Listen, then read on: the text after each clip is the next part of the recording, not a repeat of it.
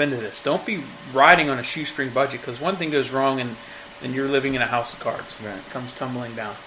You need to have the proper team in place, of course. So that's what all landlords need to ask yourself. Am I cut out for this, or should I get a good property manager? And I mean good. It's hard to find a good property management company. Believe me, I run one, and sometimes we're not perfect either. It's an ongoing process of becoming better and better as a property management company. You should not own a property in your personal name. You should always buy it in an LLC, a corporation. Typically, a lot of beginners will buy. I still own property in my personal name, and I did that in the beginning days, and I only have a few left. So eventually, I need to get those out of my name. And I guess it's okay at first, because typically when you start out as an investor, you don't have much money, so you don't have many assets anyway. Okay. So if you get sued, the chances of you losing anything is limited, because you don't own anything. You don't have anything. But as you grow and your wealth grows, you want to find devices that will help protect that, that wealth. And the way to do that is through, incorporating in LLCs and proper insurances and all that stuff. And then we talked about the laws are typically in favor of the tenants and consumers. So, if you don't have the patience and don't understand that the way things work in reality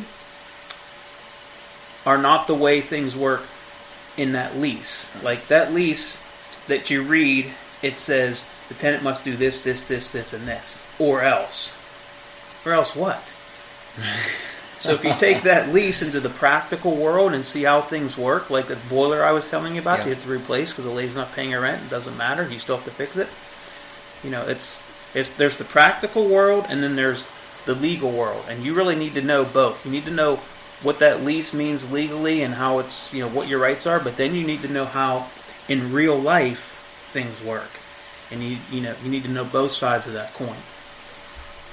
So there's so much to learn. So I preach to all of the people that come to my seminars and workshops and stuff. I preach quality, not quantity. So if your goal is to buy 100 units in the next 5 years, or next 3 years, it's probably not realistic. I would say set a goal that you want to buy X amount of quality properties in the next 5 years. Not the volume, but X amount of quality properties in the next 5 years. And get a good mentor. Surround yourself with good people, honest people, people you can trust, people that are more successful than you, people that are smarter than you. Yep.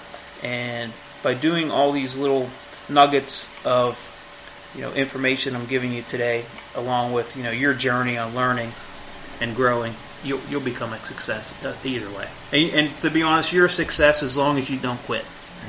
You don't necessarily need to reach the 100 units or make $1 billion, but if you get up every morning and you continually just try your best, then you're a success.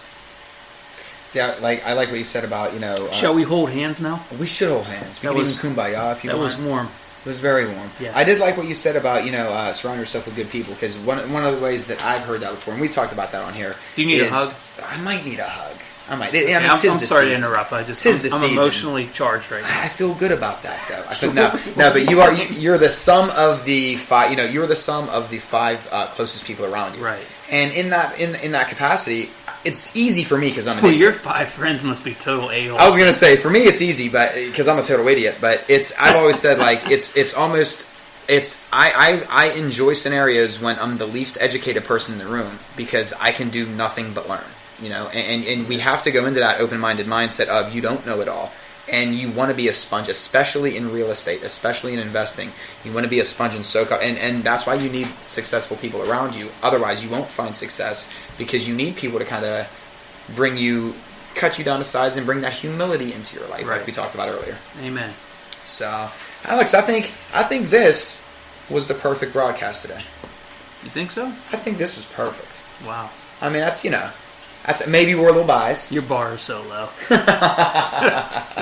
It was good. I don't even know if it was really about what people were expecting. Are you cut out to be a landlord? Because we talked about a lot of different things that really don't have to do with being a landlord, more about soul searching and things like that. But I think that's part of the decision. That's a lot of what it is.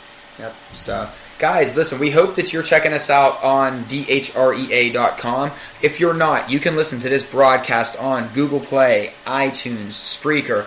Go to your favorite podcast and search Deacon Hoover or the Deacon of Real Estate, and I'm sure you will find us there.